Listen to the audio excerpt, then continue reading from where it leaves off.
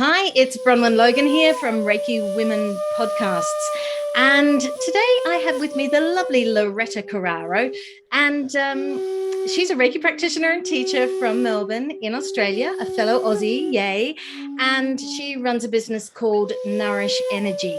So, Loretta, lovely to see you here. And you wanted to answer the first question, which was, and by the way, I loved what you wrote to me about it. So the question was, what drew you to the system of Reiki? Go for it. Thank you so much, Bronwen. I'm really excited and really honored to be part of this podcast. I think it's just such a beautiful opportunity for us to share.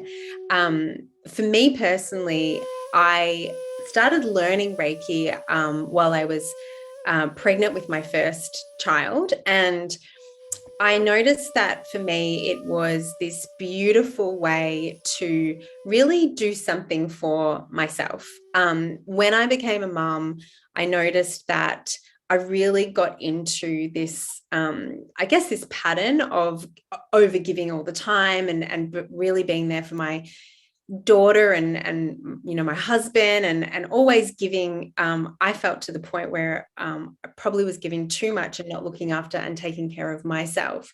So for me, I noticed that Reiki was just something that I had just for me. It was this practice that I could have whenever I needed it, and it wasn't something that I had to go to someone else for necessarily, although that's beautiful as well. But it was just something that I could have whenever I needed it and bring it into my day-to-day. And I could use it no matter how I was feeling or what I was going through, and in all different kinds of ways. And it really has become something that I still love to use. I've since had another child, and I just love that it's such an important part of my life. And I think it also really helps me to be a better version of me, a better mum, and the way that I can show up for my kids as well. Yeah, absolutely. I think, it's this sort of archetype of what a mum should be. And yet we're more than just that, right? And sometimes it's easy to just be overwhelmed by that and feel like that's all there is. So, yeah, I would love to hear from you what you do, like how you actually work it out with your time when you've got like two young kids. And I'm sure there'd be lots of mums out there who would really love to hear that, how you find ways of really getting back to who you are and connecting back into that true self. Yeah. Yeah. So I think the first thing is not to put pressure on ourselves. We can often do that as mums, but just in general, I think we tend to do that. And when we learn new practices as well, sometimes we're so focused on trying to get them to be perfect.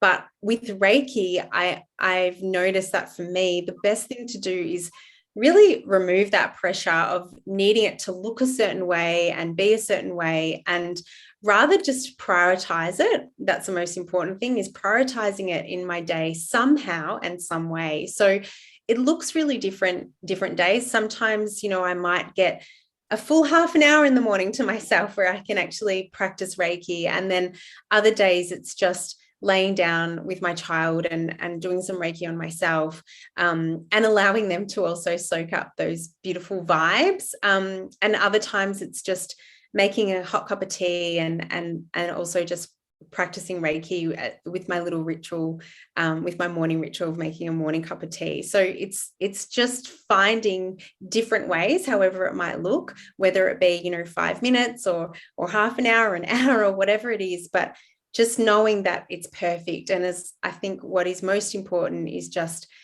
consistency and finding that some kind of level of frequency, so that you can connect to it regularly, and remember that it is this beautiful way of you really connecting to yourself. Because when we don't prioritize practices that allow us to do that, it very quickly becomes something that is taken over by something else that becomes more important, right?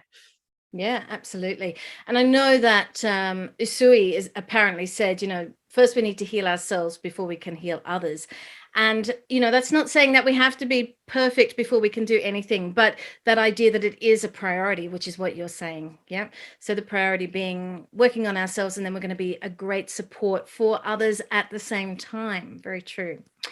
Yeah, and I guess also what you're saying there is this thing about being, we call it firm and flexible, so firmness is doing the practice, but flexibility is, how do I, when I'm a mum, yeah, how do I fit that in? And that is, as you just said, whenever and however, and without putting too much pressure on yourself.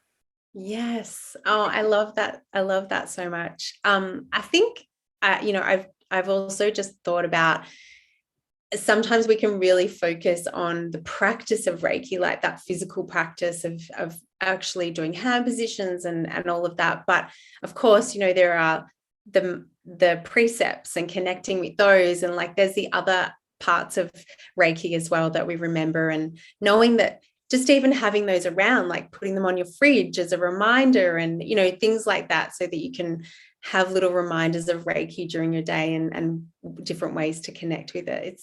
It can also really help too. So thinking of little ways to use these tools that we've been given to come to the fore and not forget about them, because we can just throw them out, can't we, and forget that they are there for us at any time.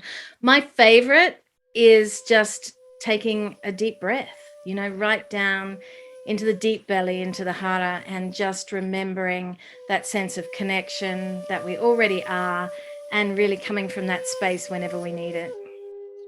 I love that so much. Yes, so beautiful. Such a beautiful reminder.